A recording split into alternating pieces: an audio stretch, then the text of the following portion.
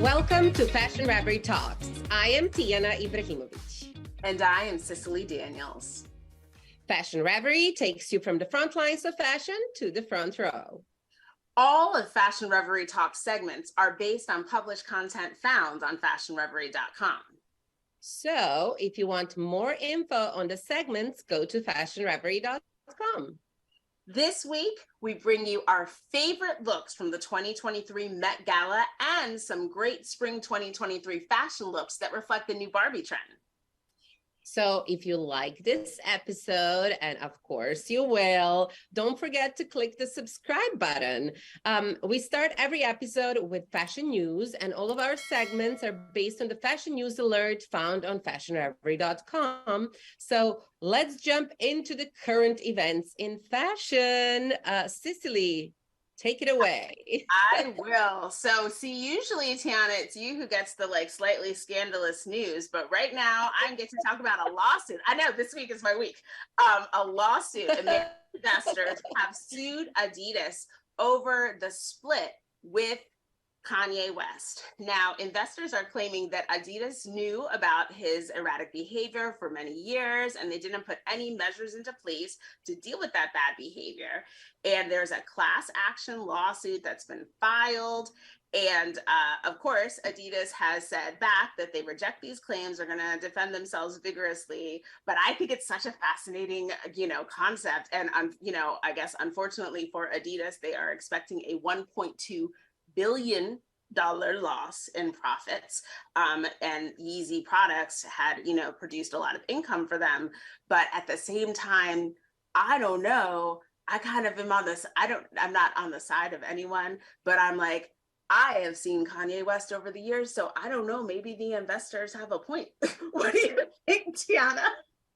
You sure have a point, but I think Kanye did not make Adidas. Adidas was already a huge brand without Kanye. So Kanye does not make Adidas. So no. I don't think it's a big difference. I mean, when I think Adidas, I do not think Kanye. So right. I think it's just I don't know about that great amount of money. But and what I will say, the other thing that's kind of interesting to think about is Kanye is Kanye kind of because he had all of that kind of crazy personality. So I'm not saying good, bad, or otherwise, but what makes him him. One would argue that he got much worse after some time. That's true. So we'll see how it shakes out. But there's a lawsuit afoot. Interesting. Let's see what happens. Well. Yeah. Everyone has been talking about Karl Lagerfeld in the past few weeks. So on the heels of the Met Gala and the red carpet and exhibition, on May 2nd, the Karl Lagerfeld documentary, The Mysterious Mr. Lagerfeld, aired on the BBC to a 5-star rating. So it's a little bit of a different view of Karl Lagerfeld. So it's not too much about his work.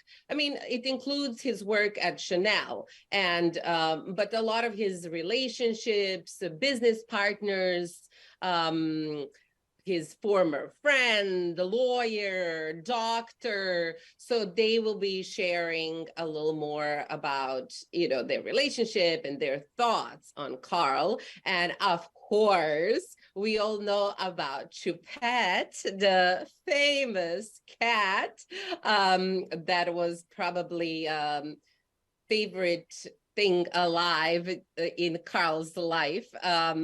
For him, it will also be part of the story. So I'm going to watch it.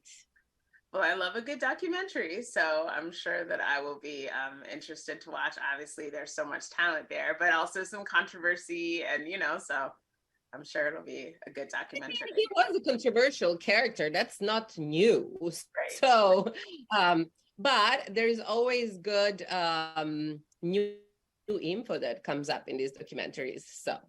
Absolutely.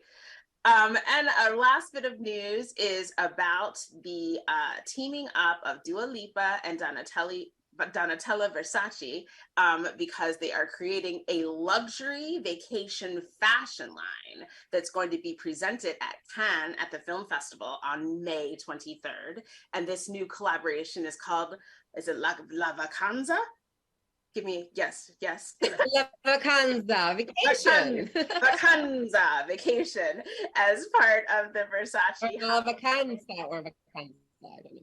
Fashion line. I love it. Well, I do love vacation. So like I'm interested in seeing this line mostly because I love vacation. But obviously Dua Lipa has been affiliated with Versace for a little bit of time and actually walked in the spring 2022 Versace fashion show. So I think it looks interesting, Dua Lipa is, clearly embedded in the world of fashion with collaborations with Versace, but also with Yves Saint Laurent fragrance and Pepe jeans. And so, there's she's definitely a hot, human right now. So I'm only curious to see how would it be different from a resort wear because I don't mean the same thing. So let's see. It might be the same thing, but again, I do like resort wear and because I like vacation. It makes me want to go on vacation. Right. That's it for fashion news. Let's move on to the biggest carpet of the year, the Met Gala. Oh my goodness. And there were some looks. Many looks. So many looks. What did you think first overall, Tijana? Just give me your general impressions. I thought that it was interesting. I think that the theme was, it was as simple as it sounded. I think it wasn't that easy to deliver because after all, it all did look like a lot of knockoff Chanel. So harsh. Not even real knockoff. But there are a few looks that we're gonna that you're gonna talk to us about and tell us why you liked them or what was interesting about them. So let's start with Sora Choi. Well, first of all, I'm not familiar with Sora Choi. It was my first time. She kind of caught my eye. She's a South Korean supermodel, and she wore a Tom Brown ensemble that for me wins the best dressed, with this ruffled cape that dramatically fell over her gown and the look perfectly channeled Karl Lagerfeld style, and it's tasteful. It's modest. She obviously doesn't show any skin, but I think the fabric is beautiful. The work it just delivered exactly what this carpet needed. So it definitely my best dress. That drama I think was there, and then also that very couture, very high couture, specificity that you would never have seen this outfit before. And I thought it's a beautiful combination. Yeah. So I also thought that was with the dramatic cape and I noticed the black and white. We get a lot of the black and white, going on here. Let's also talk about Kim Kardashian. So when I first saw her, I thought she looked stunning. And I thought it looked very sexy and seductive. I love the cape. I actually think that is my favorite part of the dress. Yes. Then I took a second look, and I mean, it's a midi dress by Schiaparelli, and they made a dress out of pearls with a silky corset, and she accessorized with the diamonds and pearls choker. So I thought that the diamonds and pearls choker was beautiful. It channeled her photo shoot for Playboy that also had pearls that covered her bosom. So I thought it was an interesting look. I loved it at first, but the more I look at it, I'm not sure anymore. I feel like it doesn't look as couture and high quality as one would expect. I even saw one picture after the Met Gala where the pearls like ripped. So yeah, number one, I know that Kim had a wardrobe malfunction that happened, I think, post, the carpet. But so that's always frightening, if you're in an outfit and it disintegrates. Yeah, if the dress looks like it's gonna fall apart any second, then what are we actually doing? It's fashion's biggest night out. It's supposed to be high fashion and quality. Yeah, and I noticed like not that it had to be all together, but you can see, I think when you look retroactively, you see like the space in the pearls at the bottom, and you're like, oh, was it, how well did they put everything on? I do think the ruffles jacket is lovely and stunning, and the sleeves, with how the ruffles like come together, I thought that was just really pretty. Okay, so Tijana, next, tell me what you thought about Ashley Graham. She teamed up with a British designer, Harris Reed, and she drew inspiration from Chanel Haute Couture in the 80s. And they came up with a velvet and satin corset mermaid dress, which really wraps around Ashley's curves perfectly, with light pink tones and this structure around her shoulders. I thought it was very costumey. Probably all, the Met Gala is one of the biggest stage. Yeah. I did like her look. I think also it was fitted very well for her. Mm-hmm. I thought the fit was exquisite. I thought that it looked good. I thought having the soft pink color contrasting with the black was, gave you that kind of like focus, and also the fabric contrast with the velvet and satin. And it was unique, you know what I mean? Again, because it's the Met Gala, like people are coming to make a statement. So I did feel like it had that uniqueness that we hadn't seen anything else quite like it for the evening.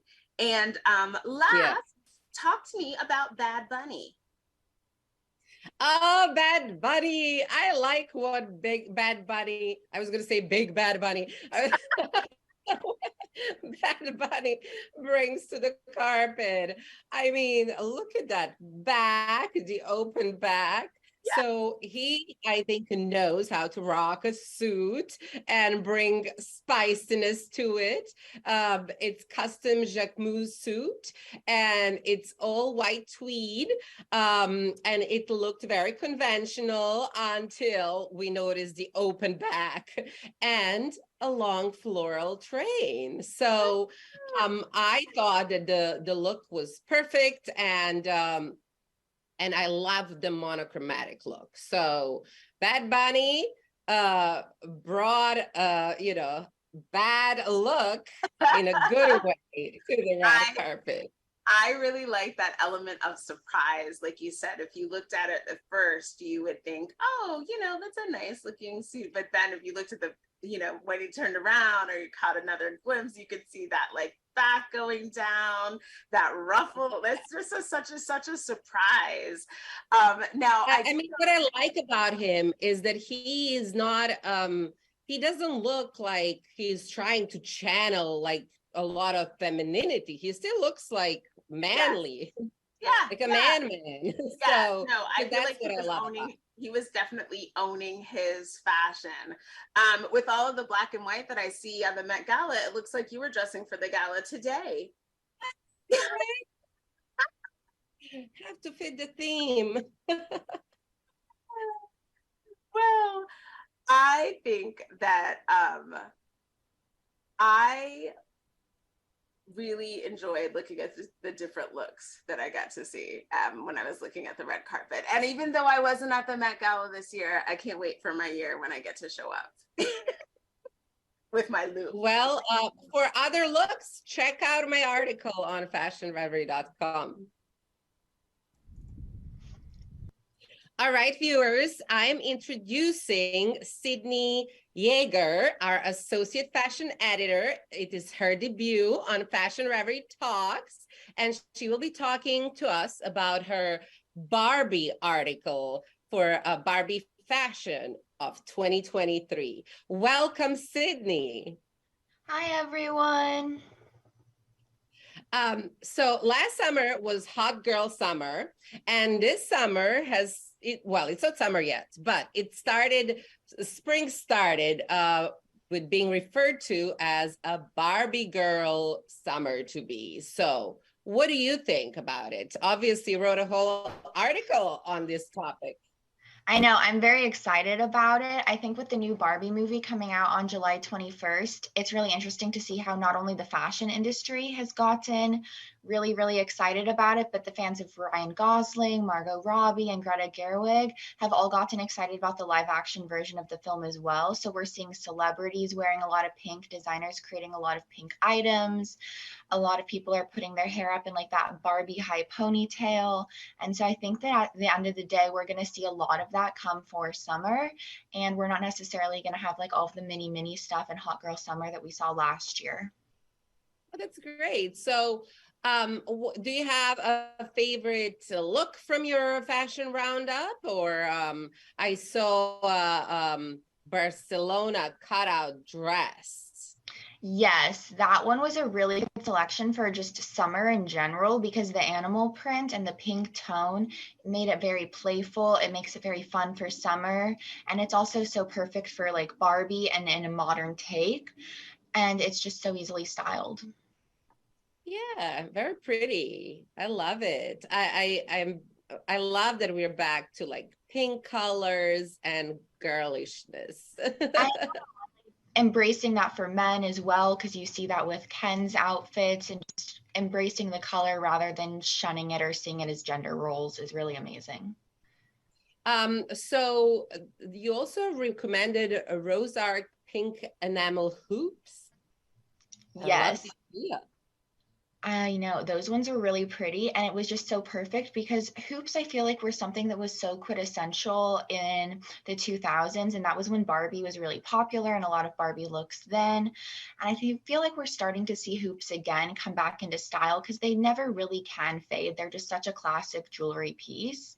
So while these are on the list and they are a little bit more expensive, I feel like the pink and the way that they're made and the style is something that just represents this time period and is a great jewelry piece to own. Fantastic. So let's talk about shoes. You recommended some great Barbie influenced shoes. I think there was a Journey collection of that sandal that you recommended. Why did you pick those? This is probably one of my favorite things on the article, because in the first 10 seconds of the film, and everyone, like the internet went crazy. I think it was Chrissy Teigen who tweeted about it. Everyone freaked out. In the first 10 seconds of the trailer, you see Margo Robbie take her shoes off and her feet remain like in the Barbie position, but she was wearing shoes that were very similar to this. So I was on the hunt to find ones that were affordable. These ones, I believe, are sold at DSW, and it was the closest option that I could find. And then the fact that they have an ankle strap just makes it so much better, because I feel like everyone's just a little bit clumsy sometimes when they're excited about things. So if you're wearing cute shoes and you're excited, you don't want to fall. True. And last but not least, you did not exclude men. So you included a puffer shirt. I did. So this was from Homme and Femme, and it's just Ken's style in the movie was something that needed to be talked about as well, because it was very interesting. And just trying to find a good shirt for him, this one just made perfect sense because it combined like an effeminate feminine air to it, but it still remained masculine classically with the cut and the style. It was just the print that was more feminine, and that just seemed something that was so perfectly Ken, like that he would wear. I would wear it too. I love it. It's so cute. Well, Sydney, thank you so much. And for rest of your roundup, please go and check out Fashion Reverie article of Sydney's that we have already posted. And we'll see you next time, Sydney. Thank you so much. Thank you. Well, viewers, that's it for this episode of Fashion Reverie Talks. We would like to thank our guest, Associate Fashion Editor at fashionreverie.com, Sydney Yeager. For information on these and other stories, go to fashionreverie.com. Thanks for watching.